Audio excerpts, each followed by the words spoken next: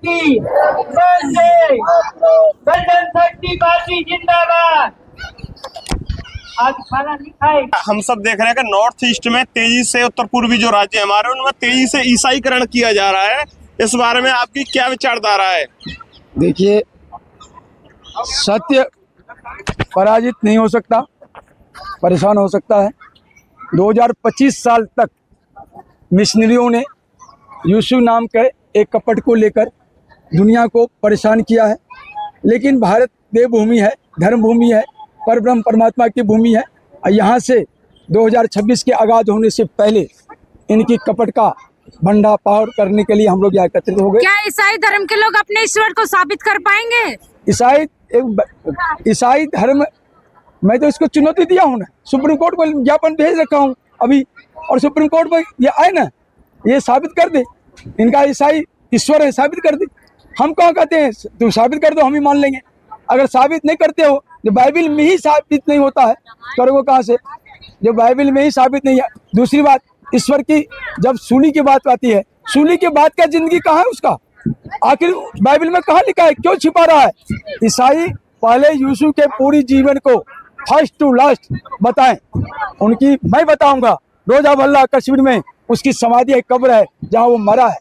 वो यरूशलेम से या पाश्चात्य देश से भाग के भारत आया, भारत में मरा, वहां से भाग के भारत आया। ईसाई मिशनरी ये सच को क्यों छिपा रहा है? सर, जैसा कि परसों 2026 है, यानी नया साल है, तो क्या सर हमारा जो इतिहास है, इस धरती का इतिहास, धर्म का इतिहास हजारों साल पुराना विक्रम संवत से हमारा इतिहास है कि यीशु से हमारा इतिहास है? देखिए, एक तो 1 जनवरी नया साल नहीं है, ये फेक है। जैसे अंग्रेज टोटल फेक है, अंग्रेज टोटल ही फेक है, ये नस्ल ही गलत है। नया साल का एक जनवरी को कोई वातावरण दिखाई पड़ रहा है? नया का मतलब होता है उसमें नव चेतना, नव ऊर्जा, नया सब कुछ नया नया। जैसे चैत्र हाँ, में मारा होता वही चैत्र नवरात्र ही, नया मौसम, नई ऋतु, नई फसल, सब कुछ चैत्र नवरात्र ही जो है। धरती की रचना, सृष्टि की रचना चैत्र नवरात्र को ही हुआ था, और उसी दिन से ये इस साल है। और सरकार भी मार्च टू मार्च इस साल को मानती है, अप्रैल से स्टार्ट करती है। तो ये नया साल तो कॉन्वेंट स्कूलों के बारे में आप क्या कहना चाहोगे कि जो बच्चों को भ्रमित किया जाता है? जैसे पंखा चल रहा है गर्मियों में, पंखे को बंद कर देंगे, फिर बोलेंगे कि राम जी की प्रार्थना करो, पंखा नहीं चलेगा, हनुमान जी की करो, नहीं चलेगा, और यीशु की प्रार्थना करो तो चुपके से एक जाएगा और वो बटन दबा देगा। तो बच्चों का माइंड सेट बन गया कि यीशु के नाम से पंखा चल गया। मैं आपको बता रहा हूँ ना, ये टोटल जो अंग्रेज मिशनरी है ना, ये सब फेक है, अपराधी है। इनके पास सत्य का कोई बुनियाद नहीं है, सत्य की धरा पर ये टिक नहीं सकते। और सत्य की बुनियाद को मैं यहाँ जंतर मंतर से आज कुरियत दिया हूँ, और इसमें ये उड़ जाएंगे। जैसे साई राम, चांद मियाँ बदरुद्दीन का लड़का साई राम को फिल्मी बहाने ने साईं बाबा बना दिया, साई राम बना दिया, और वो सुप्रीम कोर्ट में जाके सरेंडर हो गया। ऐसे ही ये इश्यू के नाम पर सभी मिशनरी सुप्रीम कोर्ट में सरेंडर करेंगे। मैं कोर्ट जा रहा हूँ सर। परसों के लिए अब युवा साथियों को क्या कहना चाहेंगे कि नए साल पर वो क्या करें और क्या न करें? मैं सभी युवा साथियों के सबसे पहले कॉन्वेंट की बात बता दूं।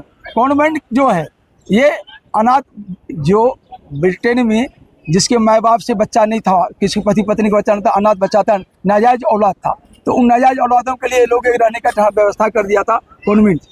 आज हमारे भारत में जो गुलामी का दंश था 47 के बाद उसको दूर करना था, लेकिन ये गद्दार घुसपैठिए नेहरू ने, और घुसपैठिए नेहरू खानदान ने, इटालियन परिवार ने, वामपंथियों ने मिलकर जो दंश दिया है, वो दंश बहुत दूर तक चला गया है। लेकिन उसको खत्म करना है हम लोगों को, हम लोग खत्म करेंगे, और ये कन्वेंट कुछ भी सब खत्म हो जाएगा। सर, मेरा एक सवाल रहेगा, आप लोगों ने जो किताब का प्रारंभ किया है, इसमें लिखा ईशु में शैतान है, वो किताब में सब लिखा हुआ है। तो आप लोगों की वो बाइबल में लिखा हुआ है, बाइबल के अनुसार उसमें सबूत दिया हुआ है। नाम बताइए किस बाइबल में इसमें लिखा हुआ है, किताब में सब लिखा हुआ है, किताब में लिखा हुआ है। ठीक है, धन्यवाद सर, धन्यवाद।